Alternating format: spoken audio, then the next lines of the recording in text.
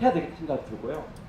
제가 그 유럽 쪽은 여행을 안 해봤는데 그 유럽에 가보면은 그 작가들이나 예능을 하신 분들은 굉장히 사실 먹고 사는 문제를 해결해 주잖아요. 본질적으로. 그런데 우리나라는 그런 게 없다 보니까 아무래도 흥미주를 쓰다 보니까 그런 일이 있는 것 같은데 저런 이런 문제에 있어서 우리 책임감을 갖고 우리 박주희 선생님도 아까 소설을 봤는데 저도 다 그렇게 쓰는 거 저는 솔직히 말해서 마음에 안 들거든요. 막 알겠습니다. 무서웠어요. 예.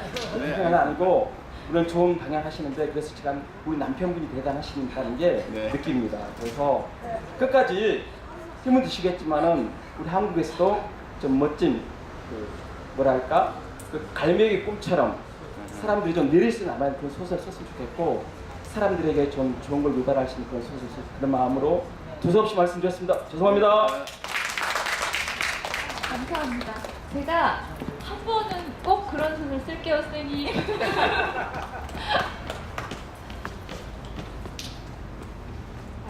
방금 질문 주신 선생님께도 제가 답을 좀 드리겠는데요. 이제는 계몽 시대는 지났습니다. 어떻게 해서 잘 살고 이런 계몽 시대는 지났고, 저는 소설을 쓰는 작가보다 독자들이 훨씬 더 똑똑하다고 생각하기 때문에 제가 바보짓을 좀 하고 있습니다. 그 제가 사실 여자 엄마라는 것은 체력적으로 남자랑 여자랑은 좀 다르지 않습니까? 그렇죠? 그래서 사실 옛날 고대 중세시대든 지금 근세든 간에 결국은 남자와 여자의 역할을 갖다가 명확하게 누군가가 체계를 하고 있는 거죠. 그러니까 누군가는 일방적으로 그 감내를 해야 되는 상황. 이 스스로 제가 아까 보면서 그런 걸 느꼈습니다. 그냥 어쩔 수 없으니까 당연히 해야 되니까 하는 숙명처럼 많은 육아, 우리가 쉽게 얘기해서 육아지 밤새 애하고 리듬을 맞추려고 그러면 사실 그 엄마는 거의 초죽음이잖아요. 늘 초죽음 상태. 그죠? 여기다가 이 체력적으로 아니면 환경적으로 이렇게 진짜 몰고 쓰지도 못하고 그 가정적인 어떤 뭐랄까요? 그런 상황들이 이런 데 남아 있고 사실 돈 벌어오는 것도 힘들죠. 밖에 나가서 뭔가 하는 것들. 예?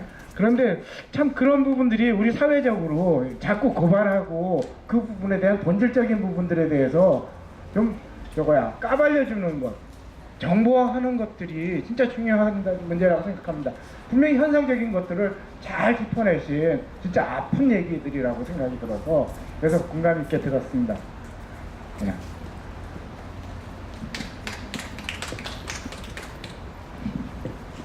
네, 잘 들었습니다. 고맙습니다. 그러면 제가 박조희 선생님 지금 질문하신 선생님한테 답변 드릴 거 있습니까? 아니요, 감사합니다. 네, 그러면 제가 박조희 선생님한테 질문 하나 더 드리겠습니다. 박조희 선생님은 문자에 대해서 어떤 생각을 갖고 계신지 한번 얘기해 주셨으면 좋겠습니다. 네, 사색이 철학자 여러분 플라톤 잘 아시죠? 그리고 플라톤의 국가의 동물의 비유도 너무너무 잘 아실 거예요. 그쵸? 막 중학교, 고등학교서부터 저희가 그 얘기를 많이 듣고 자라왔으니까요. 됐습니다. 그쵸? 보면 사람들이 그 동굴의 비유를 보면 사람들이 동굴 안에 입구에 이렇게 사슬에 묶여 있죠. 근데 사람들이 보는 것은 모닥불 반대편의 동굴 벽에 비친 그림자예요. 그러니까 결국은 우리가 동굴 안에서 볼 수 있는 건 허상이라는 얘기죠. 그림자이라는 얘기죠. 그리고 실제가 아닐지도 모른다는, 그래서 이제 그런 비유를 많이 하고 있는데, 진실을 보기 위해서는 그럼 보통 어떻게 해야 하냐고 이제 제가 질문을 하고 싶은데요. 이제 딱 몸에 고정된 그런 족쇄를 딱 벗어버리고 반대쪽으로 돌아서야 되겠죠. 그리고 자기 자신을 마주해야지 바로 진실을 보게 됩니다. 근데 옛날 사람들은 보면 동굴 속으로 다 들어왔어요. 그래서 가서 이렇게 아까 유경수 선생님도 말씀하셨는데, 그 동굴 속에서 막 손바닥 이런 것도 남기고 글자도 남기고, 그쵸? 근데 오늘날에는 저희가 동굴로 들어갈 수 없어요. 자기 자신을 마주보기 위해서. 그래서 오늘날 제가 생각하기에 그 예전 사람들이 했던 그 동굴과 같은 역할을 해주는 게 바로 문자인 것 같아요. 자기 자신한테 집중할 수 있고 자기 자신의 내면을 들여다볼 수 있는 게 문자라는 도구라고 생각을 하는데요. 그래서 저는 단 한 줄이라도 글로 자신의 마음을 표현해보는 시간을 가졌으면 좋을 것 같아요. 처음에는 글로 자신의 마음을 표현하는 게 좀 힘들고 좀 어려울 수 있거든요. 근데 글자를 통해서 자신의 내면을 들여다보면 볼수록 좀 더 자기 자신에게 가까워질 수 있는 그런 시간을 저희가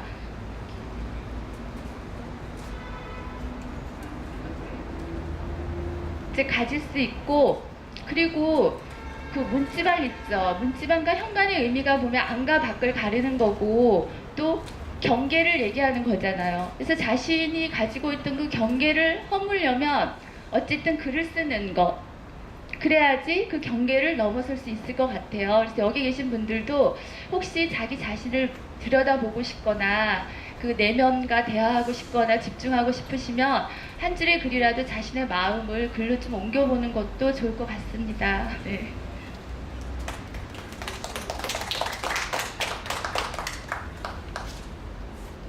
그러면 관객 중에 혹시 저희 두 작가한테 질문 있으면 해주시면.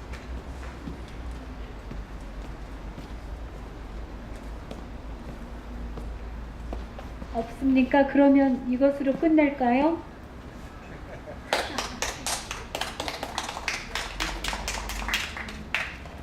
우리 박조희 선생님께서 한 가지 더 얘기하실 게 있답니다.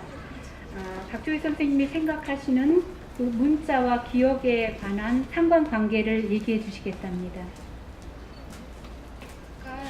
제 생각에요. 그러니까 뭘 거창한 얘기를 한다는 게 아니라 제가 작가로서 이 글을 쓴다는 게 어떤 걸까 하는 생각을 조금 이렇게 해보지 않을 수가 없거든요. 이렇게 글을 쓰는 사람이라면 도대체 내가 글을 왜 쓰는지 이런 생각을 하게 됩니다. 그래서 거기에 대해서 그냥 간단하게 이제 그냥 얘기를 하려고 합니다. 이 소설을 쓴다는 것은 이렇게 보면 어떤 모티브라는 게 있어요. 근데 그거는 나의 기억일 수도 있고 내가 책에서 본 기억일 수도 있고 남의 기억일 수도 있고 아무튼 그러한 기억을 재창조하는 거거든요. 그래서 저는 작품을 쓴다는 건 기억과 굉장히 밀접한 관계를 가지고 있다고 생각을 해요. 하는데 어떤 이런 글을 쓸 때 있어서 진실하게 자기 얘기를 그대로 쓰면은 이제 소설이 또 아니겠죠. 그러니까 허구적으로 또 구성을 다시 해야 돼요. 다시 해야 돼서 그거를 가지고 쓰는 거예요. 왜냐하면 있는 그대로 쓰면 그거는 수필이나 이제 루포가 될 수밖에 없으니까. 그래서 글을 쓰는데 이제 여기 이제 소설에서도 보면 뭐 이렇게 사실은 제가 이러한 걸 구상하게 된 게 제가 캄보디아를 여행을 했고 그리고 캄보디아에서 저희를 가이드했던 그 분이 실제로 그곳에서 가족과 떨어져서 2년 동안 지냈던 분이셨어요. 그리고 미용실 풍경이 나오는데 그것도 제가 실제로 경험했던 거고 그런 걸 이제 작품에 이제 어떤 배경을 하는데 이제 제가 녹여냈거든요.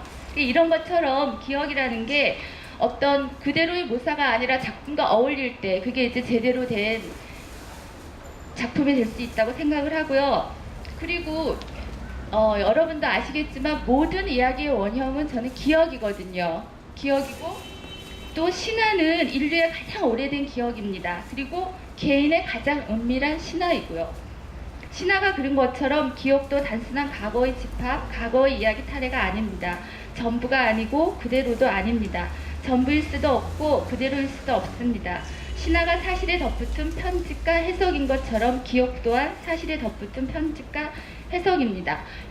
여기서 마지막 부분에 보면 여자가 기억을 편집하고 새롭게 해석하죠. 네, 그러고요. 그리고 우리가 기억을 다시 편집하고 재구성하려면 어떤 입장과 시각이 있어야 돼요. 그래서 여기서는 이제 여자의 제의식이 입장과 시각이 되겠죠. 이제 그런 식으로 구성을 했고요. 이렇듯 기억은 편집과 해석에 따라 가공됩니다. 어떻게 가공되는가에 따라 이야기도 달라집니다.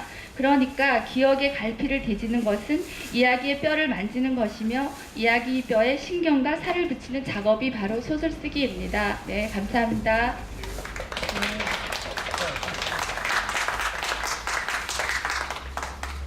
아까 제가 서두에 오늘날 작가는 집자 노역의 맨 현대판 낙하들이라고 한 얘기가 있습니다.